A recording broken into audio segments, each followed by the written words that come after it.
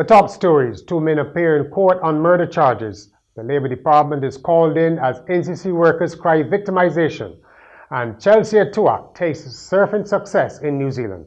Welcome to Nation News for Friday, May the 2nd, 2014.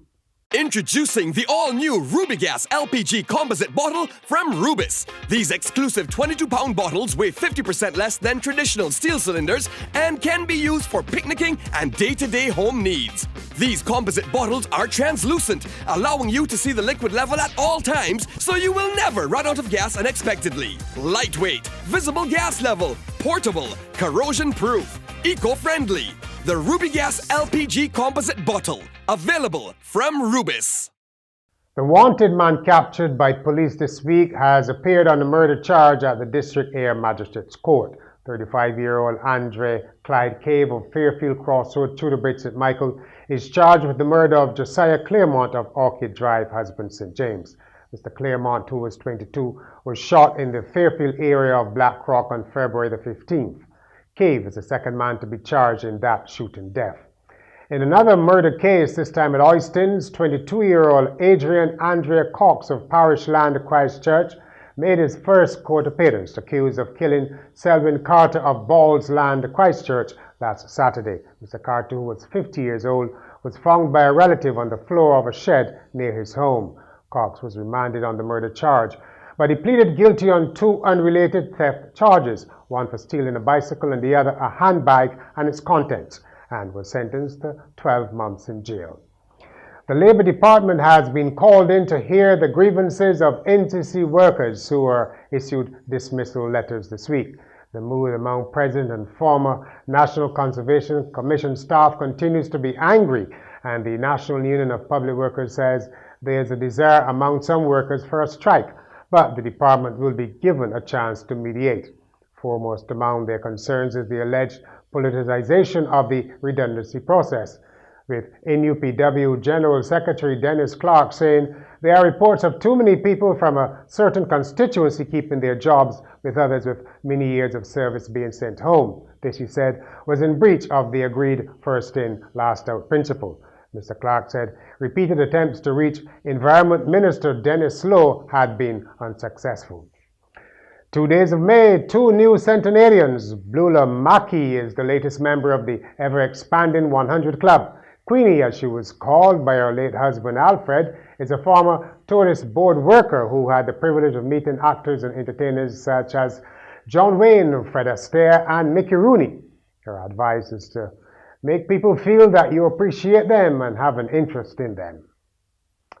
On Thursday, Iona Griffith of Weston St. James could not hold back tears of joy on her big day in the churchyard of the St. Albans Anglican Church. Her daughter Eleanor said her mother made great sacrifices for her 8 children and did many jobs to ensure she met their needs after their father passed away when they were very young.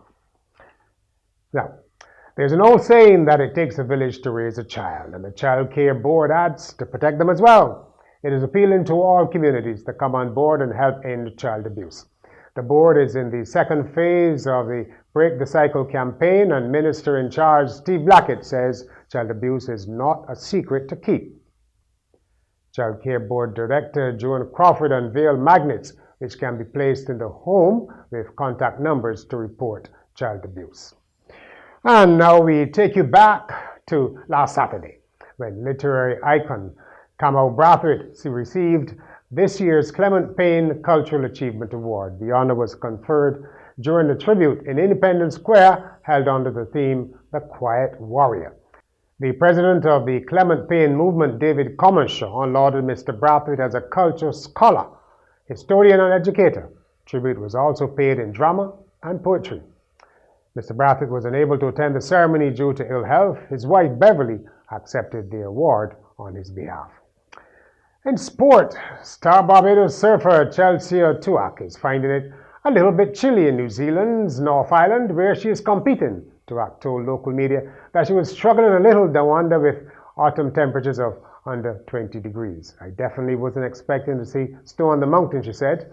But the Barbadian star still managed to reach the Women's Junior Pro Final, where she lost to Hawaiian Tatiana Weston Webb at Fitzroy Beach, Taranaki. Tuach took out several top surfers from Australia and South Africa on the way to yet another podium finish. And finally, everything didn't go exactly as planned during a state ecumenical service for Arthur Robinson, or ANR, the late Trinidad and Tobago President and Prime Minister. The most embarrassing slip-up occurred when Mr. Robinson's granddaughter, Anuska, was called to read Psalm 91. Okay, you can put me on pause and get your Bibles. I wouldn't hold it against you. Ready? Would you believe it? There was no Bible among the congregation. After a few minutes' pause, the granddaughter proceeded to recite Psalm 91 from her head, which she did without error, according to a published report. Bless her.